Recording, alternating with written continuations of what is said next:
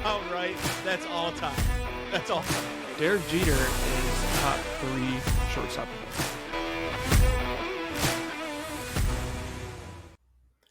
Good morning, good afternoon, good evening, whenever you're listening to this. This is Tanks and Tuddies, presented by Tubbs and Franke. As you can tell, we are sans Tubbs this week. A little bit busy with some work and stuff. He's not going to be able to make it, so I am taking the reins. We are going solo this week. Probably going to be a little bit quicker episode just because it is only me. But that doesn't mean we're not going to have some fun. So let's get started right at the top. Dynasty update. Haven't played again. Thibodeau family really has to hold up their end of the bargain here. I have been on Xbox, ready to play multiple times. Just waiting on Baby Tubbs. I think that's what we're calling him. Waiting on Baby Tubbs. I got to play him yet before we advance to our next week. I'm not sure when we're going to play again, but that's where we're at right now. 3 people, all from one family. You'd think all it takes, one text. Hey, you guys want to hop on? But nope, haven't gotten there yet. So hopefully this next week we can get some updates, get some more playing in. But as of right now, we have not gotten there. So moving on to the DFS updates. Last week ran the second giveaway of the DFS coin. Did get a winner. Shout out LA Brian on Twitter or TGBD if you're in the DFS Kitchen Discord. He was the winner of our 2,000 DFS coins. It's approximately $40 right now. This thing's shooting up, and I actually have another big announcement coming this week. So for anybody that's looking to get into one of the highest end March Madness brackets, the DFS Kitchen is actually hosting quite possibly the best March Madness bracket tournament that I've ever been a part of. I'll give you the details here real quick, but they are hosting Duke All-American, 2-time NCAA champion, Final Four MVP, NBA All-Star, Christian Laettner. And you can sit in March 19th. You still got a week and a half or so. Get in to the Discord, have a chance to sit down and be a part of this live stream, hear straight from Christian Laettner. But then along with that, he's also going to be competing in the March Madness Bracket Challenge. And if you win that challenge, that March Madness Bracket tournament, you will get a cool $1,000 in DFS coins. That's not 1,000 DFS coins. That is $1,000 worth of DFS coins. Right now trading just above 2 cents, so approximately 2,000 or approximately 500. No, sorry, geez. Whatever, $1,000 worth of DFS coins. And then on top of that, you also get an autographed jersey from Christian Laettner himself if you win the tournament. So first place, $1,000 autographed jersey from Christian Laettner himself. If you finish in second and third place, there will also be DFS coin prizes. I believe right now it is set for $750 worth of DFS coins for second and $250 of DFS coins for third. I'm not sure if that's been finalized, but that's kind of where it's at right now. And then on top of that, even if you don't win, don't even have to win. Say Christian Laettner has a middle of the bracket tournament, you beat him, you get a share of another $1,000 of DFS coins. So, I mean, great challenge. Sounds like it's going to be a ton of fun. Probably going to be a ton of people in it. First place, go over it one more time. First place, $1,000 DFS coins and an autographed Christian Laettner jersey. Second place, I believe it's $750 of DFS coin. Third place, $250 of DFS coin, not confirmed. And then as long as you beat Christian Laettner, you get a share of another $1,000 of DFS coin. So huge opportunity. I will put the link inside of the description here. All you got to do is click that and join, along with the passwords. If you're looking to get in there, do that. I would highly recommend. It sounds like it is going to be a ton of fun. And then also hop in the DFS Kitchen Discord. You can get access to DFS lineups for all sports every day, as well as potentially sit in on an interview with Christian Laettner. So sounds like it's going to be a ton of fun. We are very excited for March Madness coming up here. Great community. Cannot recommend it enough. Moving into Locks and Longshots. Jake, not doing great. 10-3, or sorry, 10-13. ChatGPT did get a win last week. They are 1-1. Jake is 1-1 versus ChatGPT in the same time. Also, he lost last week. Going over last week's picks, ChatGPT gave Jake the Bucks -5.5 versus the Hawks. Bucks won by 6. I called it. I said it was a great pick. Bucks won by 6. Covered the spread. That's all that matters. So 1-0 record for ChatGPT on the locks last week. Jake's personal pick was the Nets Spurs under 229. Not even close. Went over. Went 240 points. I believe it was 129 to 113 or 127 to 113, something like that. Spurs won that game. So Jake owned one last week on the locks. He did give me some picks for this week. He is going the Bucks money line versus the Pacers -145. And then the Clippers -7.5 versus the Pelicans, straight from ChatGPT. Those games are both tonight. We did run into some issues here on the long shots. I will say, I just realized this. The ChatGPT long shot is actually the Pacers money line versus the Bucks at even odds. So Jake's lock, his personal lock, is the Bucks money line against the Pacers. ChatGPT's long shot is the Pacers money line versus the Bucks tonight. So Jake and ChatGPT head to head tonight. That'll be interesting. I don't think he's going to like that. But anyways, ChatGPT all-time record on the long shots 0-2. Not great. It's tough to pick picks out here. I mean, even computer can't do it. So last week, ChatGPT had the Pelicans money line at the Lakers +320. I don't believe this one was even remotely close. I think the Pelicans lost by like 20. Pelicans are not good. And then Jake took the Rockets money line versus the Pacers. This one was a little bit closer, but still did not hit. So Jake was 0-2 last week. And then still open, he'll have Malik Beasley, 6th man of the year at +200. So this week, like I said, Pacers money line for ChatGPT against the Bucks. Bucks are probably going to win that, even though it's on the road. And then Jake is taking Syracuse money line versus FSU. I believe that is Tuesday night as I am recording this. So probably an L on the board by the time you're listening to this. Jake could go full reverse sweep here. Actually, no, he can't.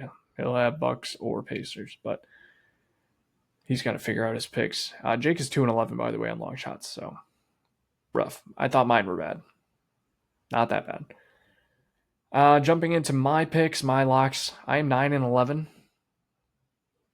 Last week, had Rutgers and Purdue over 151.5.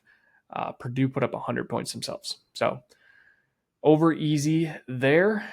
And then I had Memphis versus UTSA over 158.5. It's finished around 145. No hit there, unfortunately. And then we had Eastern Michigan versus Ohio over 153.5. That did hit. Moving into this week's picks, going Iowa versus Ohio State over 151.5 on Wednesday.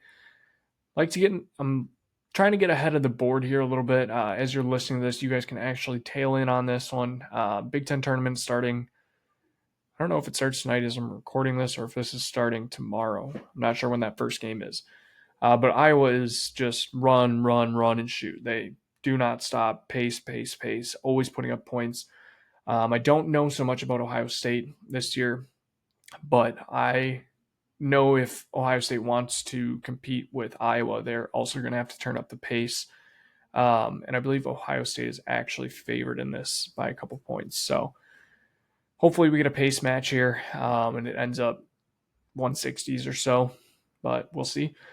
And then for Thursday, if y'all want to get on this one, you can hop on here as well. We're going to take St. Bonaventure, St. Bonnie's, their money line on Thursday. This is -130.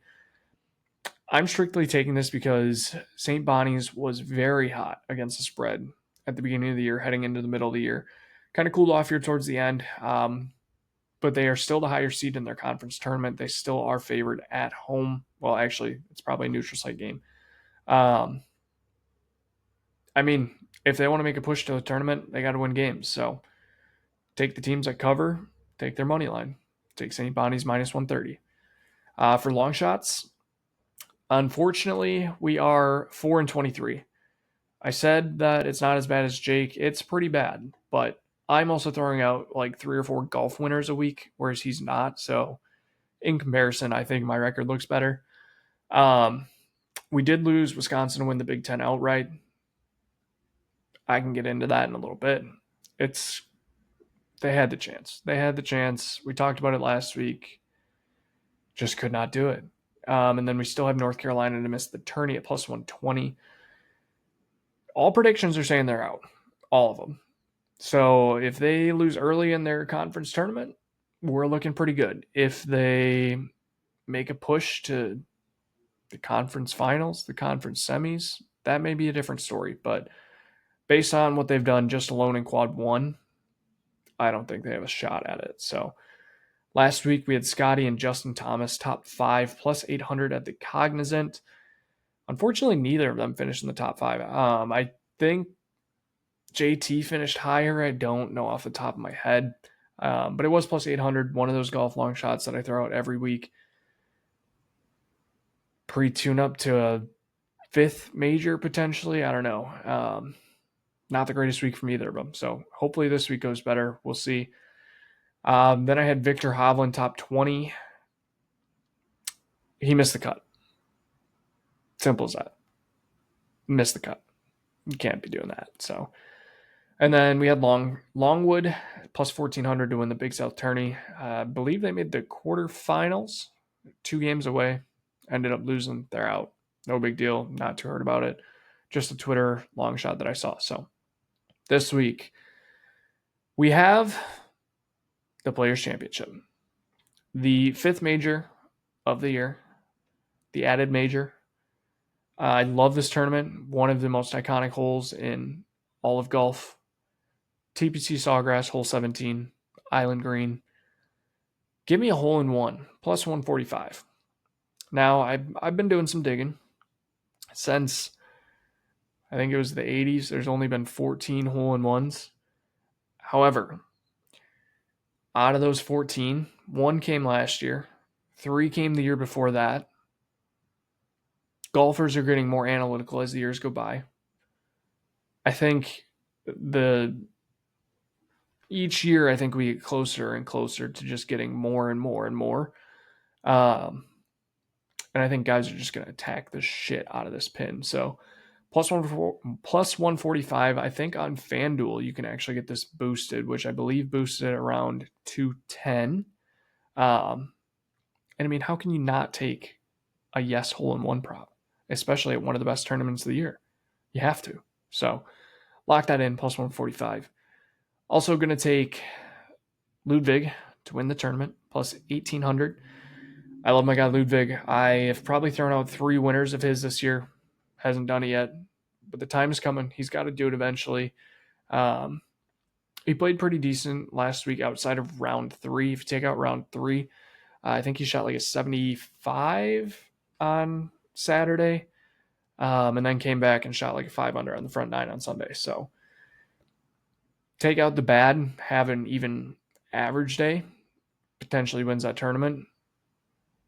Maybe it was just a warm-up for this week. We'll see.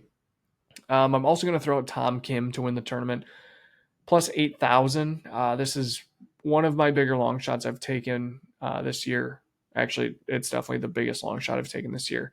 But this is similar to a Nick Taylor type thing where I took him last year to win the Waste Management Phoenix Open, I believe it was, at plus 15,000, 150,000, whatever it was. Tom Kim loves this tournament, always plays well. I think he finished 2nd last year. Tom Kim's a Florida guy. He's been playing on the TGL, so he's warm. Been playing well in actual events out on the tour. And he's a ball striker. This is a ball striker's course. So give me Tom Kim, a little sprinkle on the plus 8,000. Hopefully we get some returns there. And then I spoke earlier in the year. I said Hideki was going to win some majors this year. It's the 5th major. I'm going to take Hideki top 10. Be safe. We don't want to quite go on the win, but if it gets, post cut Saturday morning, he's in there, I may throw a sprinkle on him. But we'll start off with the pre-tourney top 10. That's plus 275. And just get some good value there. So that's what I'm running. Let's hop over. Let's do some Immaculate Grid. I don't love that I have to do this without Jake, because this may prove that I am not the ball knower that I say I am. So let's share this here.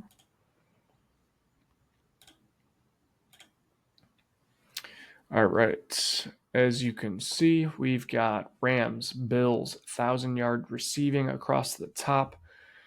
And then we got Steelers, Chargers, and Panthers across the bottom. This one feels like it's going to be a bitch. I think Panthers, 1,000 yards receiving. Going to keep it easy. Going to go Adam Thielen, 12%. We can go for Chargers 1,000. We'll go Keenan Allen.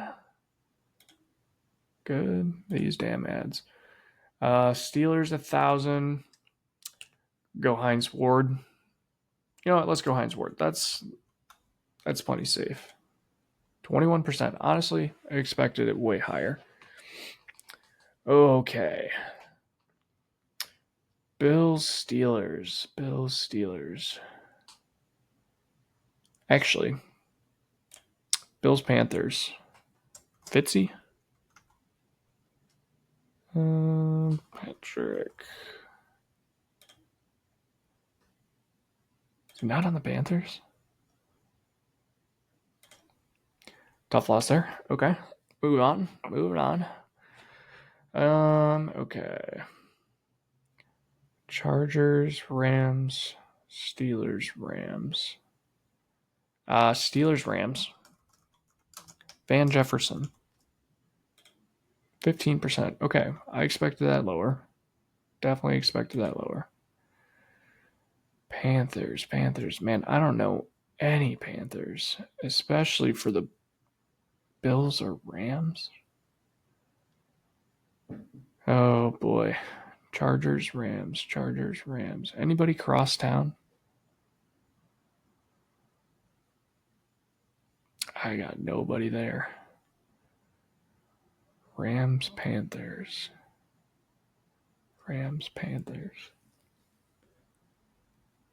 No. Panthers, Bills. I hope somebody's following along with this and just screaming out names at me right now.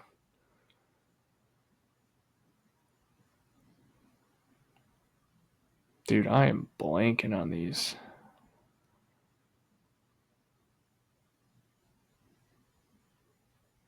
Bills, Steelers. You know what? Fuck it. We're going to do baseball. I'm over this. Jerome Bettis. Trubisky. Duh. Tyrod Taylor. What a pick for Tyrod Taylor. Kelvin Benjamin. Baker. Okay. My brain's fried. That was rough. Baseball. Okay. This looks manageable. So across the top, we got Phillies. 100-plus RBI season. Played catcher, minimum 1 game. Dodgers on the side. We got Dodgers, Cubs, and Cardinals. Let's go Phillies, Cubs, Cole Hamels. I think Cole Hamels would actually work for Phillies, Dodgers as well. 5%. That's pretty good. I will take that. 100 RBI season, Cubs. Let's go back to the heydays. Let's go Rizzo. Yep, 7%. Skip the played catcher because I think you can get almost anyone on those. There's quite a bit there. Dodgers, 100 RBI. Gotta get deep in the bag here to get some rarity score. Dodgers, 100 RBI.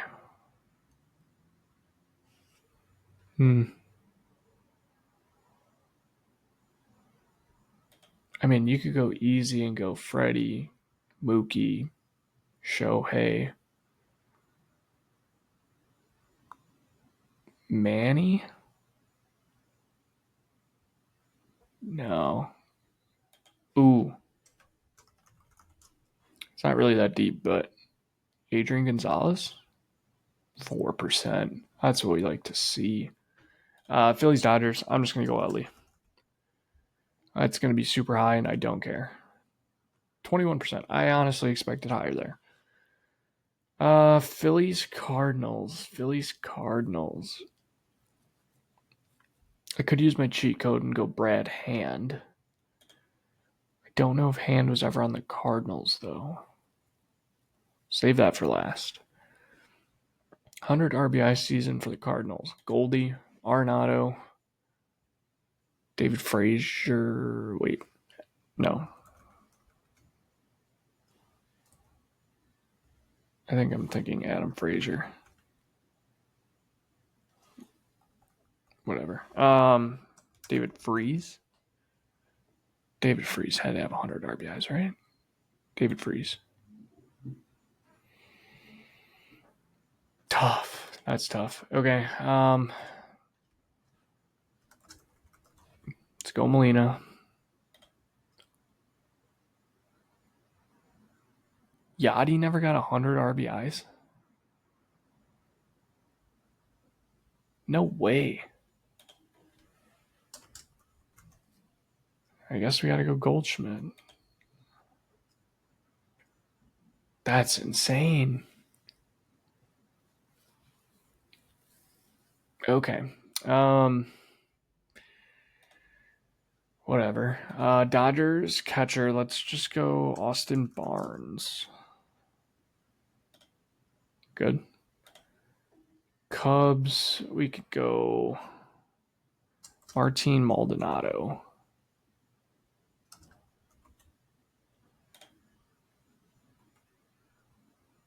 $253 for 2 wrong. Pools would have been the obvious one. Fuck. That was dumb. That was really dumb. Yep, that was dumb. 59% there. Let's see.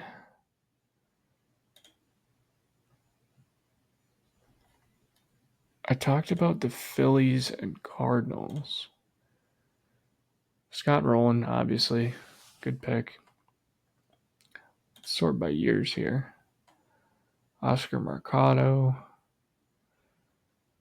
Corey Dickerson, Edmundo Sosa, Brad Miller. I want to see if Brad Hand is in here. Kyle Loesch. I could have gotten that. Scott Rowland. Brad Hand is definitely not in here, so that's probably a good thing. Jamie Moyer. Good pick. Good pick there. All right. Stop sharing that. That was a tough look. Tough look for me being the ball knower that I am. Apologies for everybody listening. I got to prove myself next time when Jake's on.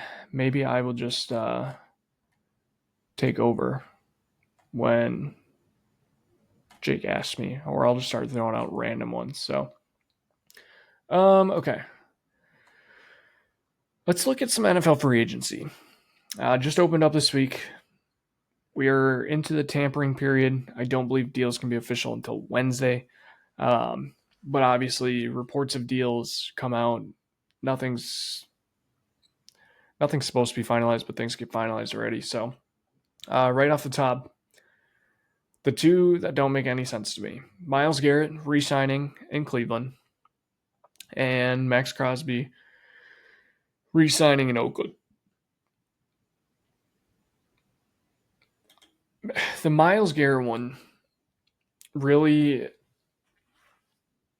confuses the shit out of me. Myles Garrett comes out and says, "Hey, I want to trade." Demands a trade. The Browns say, "Hey, we're not trading you. Like you're too good of a player. We cannot trade you."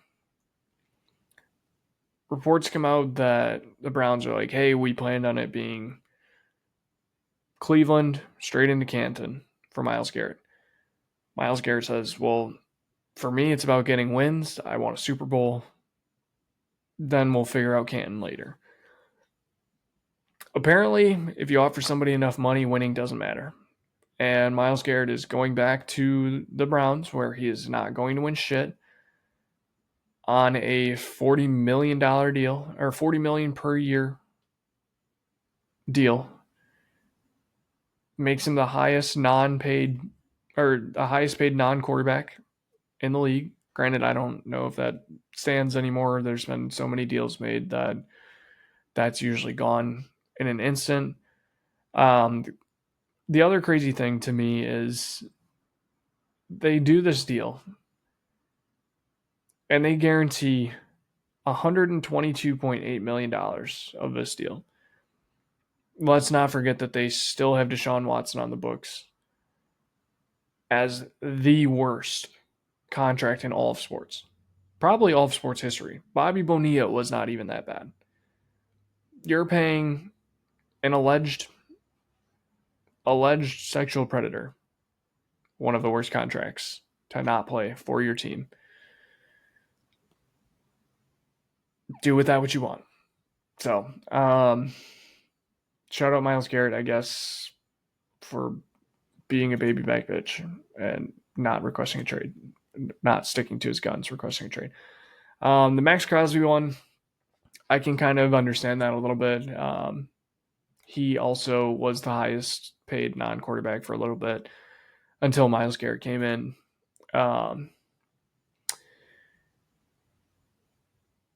I guess I'd rather be. Oh, I definitely said Oakland. I meant Las Vegas. Yikes. Bad luck on me. Really showing my non-baller knower here. I'd much rather be in Las Vegas than most other cities. So if I'm getting a fat check to stay in Las Vegas, so be it. I do wish that he would have requested a trade or demanded a trade. I think he did request one, but I don't know if he demanded one. Not like it would have mattered. Myles Garrett demanded one. Still in Cleveland. I don't know. It's just a lot of guys that demanded trades weren't getting traded. They're just going right back to where they were. So those are the first two big ones off the board. Then DK Metcalf getting traded to the Steelers. That's going to be an interesting dynamic. Both him alongside of one of the biggest hotheads in all of the NFL. It's quite an interesting dynamic. I mean, first off, who's the quarterback? We don't know who the quarterback is. Honestly, it's looking like it's going to be Aaron Rodgers. Things are shaping up that it's going to be Aaron Rodgers.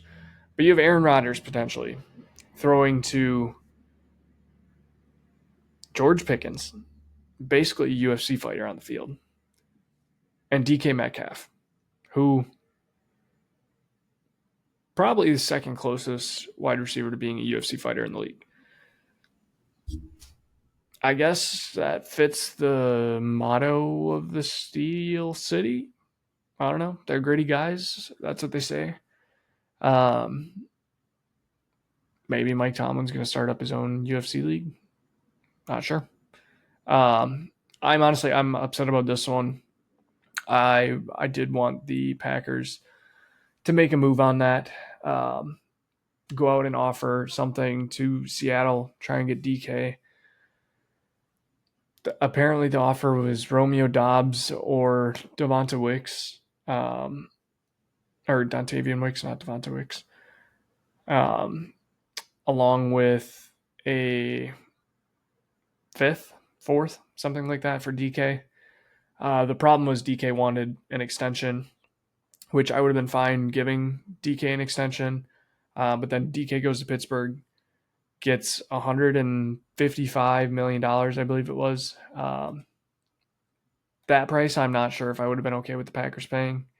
That's a lot for a guy who hasn't done a ton. I don't know. Granted, it would be an upgrade over our current wide receiver room. Let me see if I can pull up the DK Metcalf extension.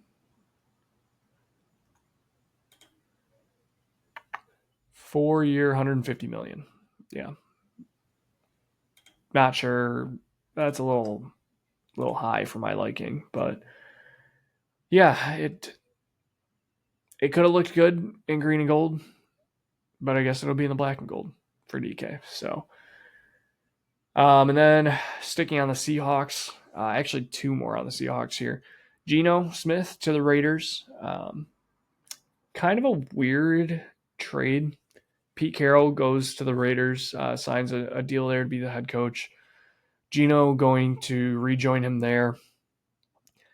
I'm not really sure what the Raiders' plan is.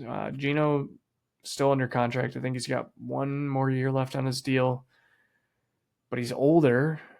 They don't really have weapons to build around. Like they have Mayer, and they have Brock Bowers. That's it. Like no real run game, no real weapons on the outside. And if you count Jacoby Myers, fine, but Geno is not going to get the job done for you. And you're not going to be able to build in enough time where Geno is still going to be able to hold that process. So I'm not really not really sure I understood what the point of this move was, but I guess props to the Raiders. Go out and get your guys. Pete Carroll reunited with Geno. Sure. And then the Seahawks replaced Geno by signing Sam Darnold. So lateral movements.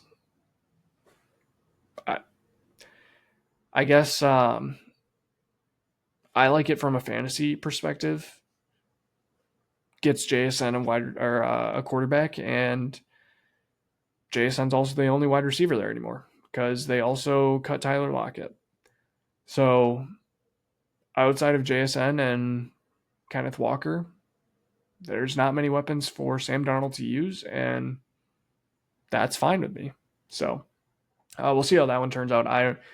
Jake's an anti-Sam Darnold guy. I don't really have a say. I think eventually he's going to turn back to a pumpkin. It's just whether it'll be with the Seahawks or with somebody else. So other quarterback news, Danny Dimes to the Colts. Apparently he's going to compete with Anthony Richardson. That's like two piles of shit arguing back and forth with each other. Neither are good. So I don't think Danny Dimes wins that out anyways, but you never know. And then the Jets got their guy. Justin Fields. Justin Fields going to the Jets. To be completely honest, I don't hate this. I think Garrett Wilson is going to hate this. He had Zach Wilson. That did not go well. He had Aaron Rodgers. Thought it was going to go well. Did not go well. And now you bring in a quarterback that we have time and time seen not be a consistent, accurate passer. Great runner. But how does that help Garrett Wilson? How does that help your weapons that you're trying to keep and build around by getting a quarterback that can run? It doesn't. I mean, you have Breece Hall and Braylon Allen, and now you bring in Justin Fields to take away carries from both of them. But the Jets are going to Jets. The Jets cannot have a good quarterback. It just does not. It does not fit in their system. It does not fit with their philosophies, their culture. Props to Justin Fields, but I don't know. It's the Jets. So, on a lesser note, Kenny Pickett, TGR trade, kind of weird one. Kenny Pickett has not fit in anywhere yet. after the Steelers did not work out, and then goes to Philly, backs up Jalen Hurts, got a Super Bowl out of it, and now he goes to the Browns, where quarterbacks go to die. So if that is the Browns' big move, Myles Garrett, I don't feel bad for you. Apparently, there's some rumors that Aaron Rodgers could look to go to the Browns, but AB tweeted that there's a deal done between the Steelers and Rodgers, and it's going to be a 2-year deal. So we'll see if there's any truth to that in the coming hours, days, maybe by the time I'm done recording this. I'm not sure. We'll see. I think all along it's always been Steelers and Rodgers ending up together. So we'll just have to see where that ends up. Looking at another contender, not that we really were looking at a contender, but the 49ers. The 49ers are blowing up their roster. Obviously, they traded away Debo to the Commanders last week, I believe it was. There's reports that Ayuk is still looking to request a trade, something, move on. I'm going to run through the list here real quick of players that won't be returning to San Fran this year. First off, you got Debo, traded to Washington. Dre Greenlaw, linebacker, signs with the Broncos. Talanoa Hufanga, safety, also signs with the Broncos. By the way, Broncos defense just continues to get better. They may have an all-time defense. So, Charvarius Ward signed with the Colts. Colts also made a couple defensive moves. Interesting. I'm not really sure. I know they're obviously trying to go for it, but I'm not sure their defense was. I mean, their defense was an issue, but I'm not sure if that was all of their issues. They got a quarterback problem. So maybe Danny Dimes fixed that. I don't know. Back to the Niners. Aaron Banks, guard, signed with the Packers. Don't even get me started. Elijah Mitchell signs with the Chiefs. Chiefs added another running back. Okay.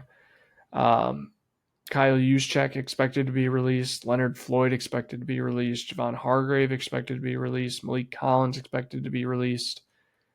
I'm not sure if this is them clearing out space to save up money for Brock Purdy because he's going to need a deal.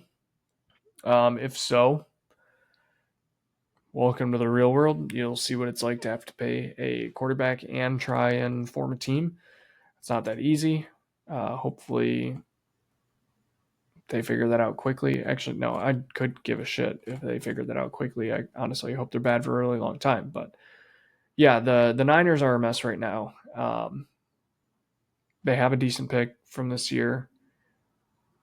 I guess we'll see what it turns into. But the Niners are going to be a lot different next year. So sticking in the West, Devontae Adams, another wide receiver that I wish the Packers would have went out and got. He's going to the Rams. Not sure exactly what that deal was worth. Devontae Adams. Also, Puka Nacua is switching numbers, giving up 17 for Devontae Adams. So he's going to take over 12. Apparently that was his high school number. I don't want to listen to you. Sorry, clicked on a video. 2 years, $46 million for Devontae Adams. Packers couldn't do that to get a guy to come back home. Not like you had to trade anybody away. Just fucking get a receiver. I don't get it. The Packers haven't done anything of notice. They went out and got that guard from the Niners, who I've seen some tape on. I'm not impressed. I don't really know where he's going to fit in. We drafted Jordan Morgan. We traded up to draft Jordan Morgan in the first round of last year's draft. barely played. Granted, he was injured. And now we go out and trade and sign a guard who plays the exact same position as Jordan Morgan. Goot, explain it to me, please, because I'm not seeing it here.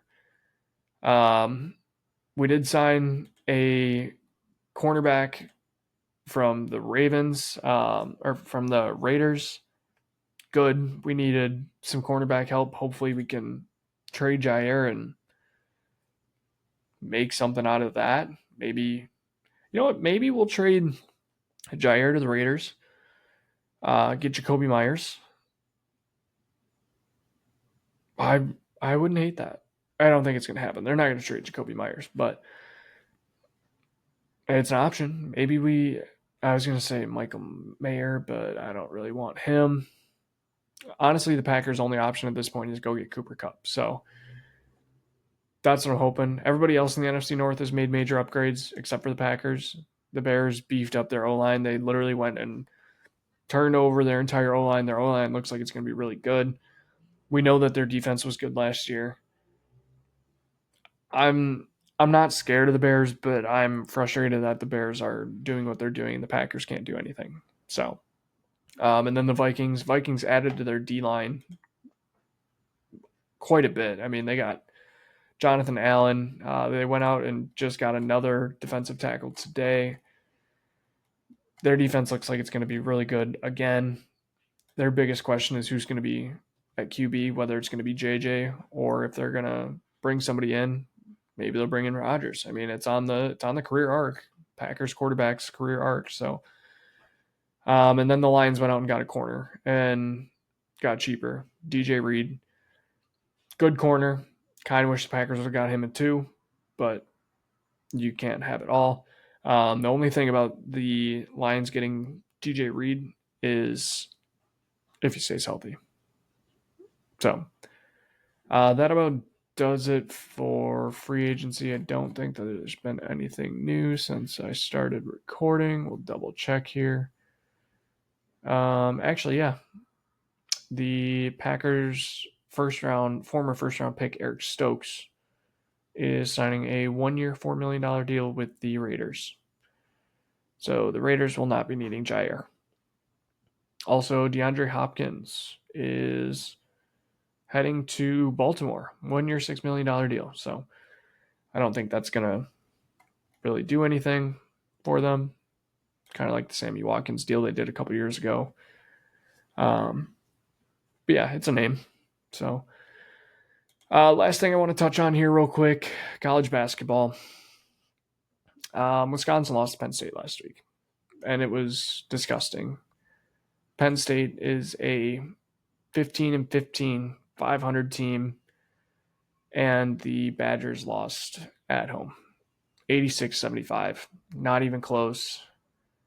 Finished the season 3-3 with losses to Penn State, Oregon, and then Michigan State, which was fine. And now we head into the Big Ten tournament with a cold streak again. Another year, same story. But that's all I've really got. I hope you guys enjoyed the solo show this week. Jake should be back next week, hoping, as long as he gets a work-life balance put together. But other than that, no real plans for the weekend, I don't think. Weather's nice here. I think we're sitting around 70 degrees finally. Daylight savings time's really kicking my ass right now, but that's about it. So don't forget, go down in the bio. Not the bio, the description. Click the link, join the March Madness tournament. Chance to win $1,000 in DFS Coin, along with a Christian Laettner jersey. I might have some more announcements about that coming in the future. I'm not really sure yet, but I'll keep everybody updated. Otherwise, let's hit some tanks, adore some Tuddies, and we'll see you next week. Peace.